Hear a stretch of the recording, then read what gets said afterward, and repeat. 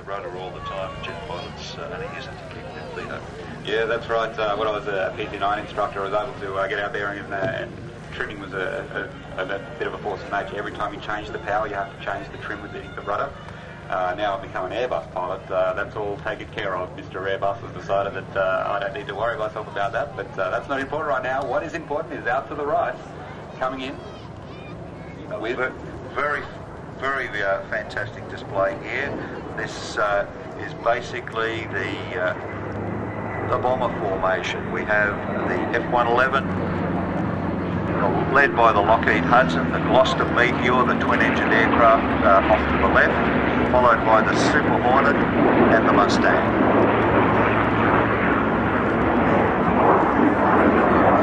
Ben, being an instructor and undoubtedly a pilot of great experience, it would be very difficult to keep aircraft of a disparate performance together in a formation like that. And out there, the Hornets, you might see them, they've got a high nose attitude, a high angle of attack. The little rudders and elevators are working overtime to try and maintain the angle of attack there. All the computers are controlling that, whereas out the front, all the manual flying, the manual linkages, they're setting the pace of the formation. The F-111 wings fully swept forward, going as slow as it can possibly go, capable at times of going twice the speed of sound. And the Mustang is bringing up the rear. Also try to keep a formation. If you're in an F-111, you're trying to fix one spot on that Hudson, and you're trying to keep the power level so that you're going to keep a safe speed, a safe distance, maintain your distance to keep the formation together as well. The same with the Meteor on the outside there, flown today by Al Clements. Generally the guys on the outside have got to use a bit more power, the guys on the inside of the turn a little less power. It's always good to have the guys with the excess power on the outside of the turn. You can imagine when you're coming along two cars exactly the same, rushing on the straight stretch of road, you don't change your foot on the accelerator. Dead equal the Hudson that's coming in now from your left. Once again, a canopy up to fly past, banking towards the crowd. Another magnificent Lockheed aircraft flown today by Doug Hamilton, co-pilot Andrew Bishop. Also from the Temora Aviation Museum, and another extremely rare aeroplane. This is the only Hudson flying anywhere in the world, and there are only 6 or 7 examples remaining, the thousands that were actually built. Designed from a series of twin-engine, twin-tailed aircraft designed by Lockheed, used as fast transports. There's the Lockheed 10, the Lockheed 12, and then the Lockheed 14, which was the civil version. They increased in size. At the outbreak of the war, just prior to the war, the British were looking for manufacture of bomber aircraft and fighter aircraft that would be remote from any attacks by the Luftwaffe. They went to the United States, and Lockheed put a proposal together for an armed version of the Lockheed 14 airliner. They came up with this particular aircraft, an internal bomb bay under the fuselage and a Bolton and Paul turret on the back, a British designed turret. You can see the aircraft is very highly manoeuvrable, and this formed the backbone of Australia's bomber fleet in the Pacific Theatre. Also extensively used in Europe in the early days of the war.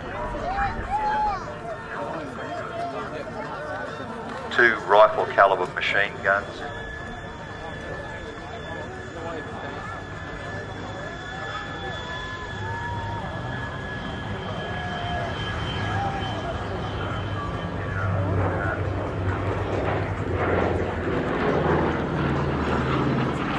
This aircraft actually flew with the RAAF during the Second World War, and is painted in the markings of one of the aircraft that operated out of Milne Bay as part of the force when the Japanese attacked there. The 6 Hudson aircraft and the 2 squadrons of RAAF P-40 Kitty Hawks Mustang designed by North American Aviation and first flew on the 26th of October 1940.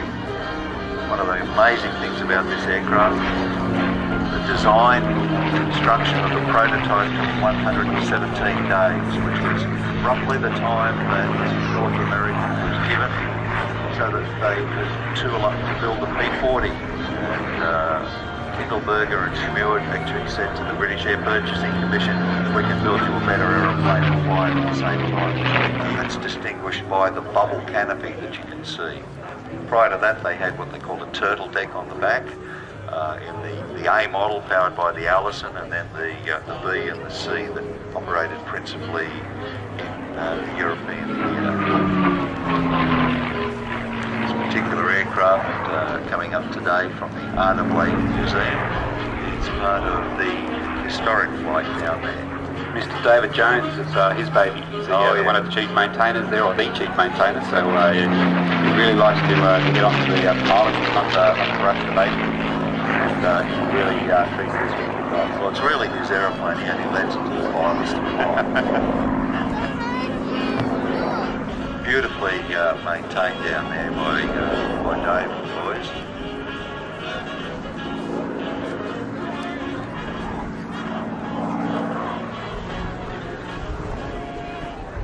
Flown today by Darcy O'Connor.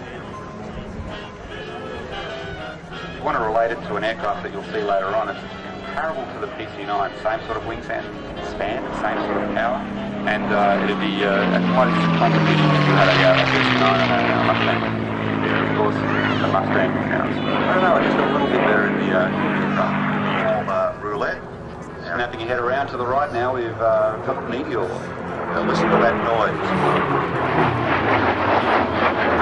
Not really sound like a jet at all. That is the famous blue note produced by the wind going over the top of the shell ejection chutes from the 20mm cannons just under the fuselage.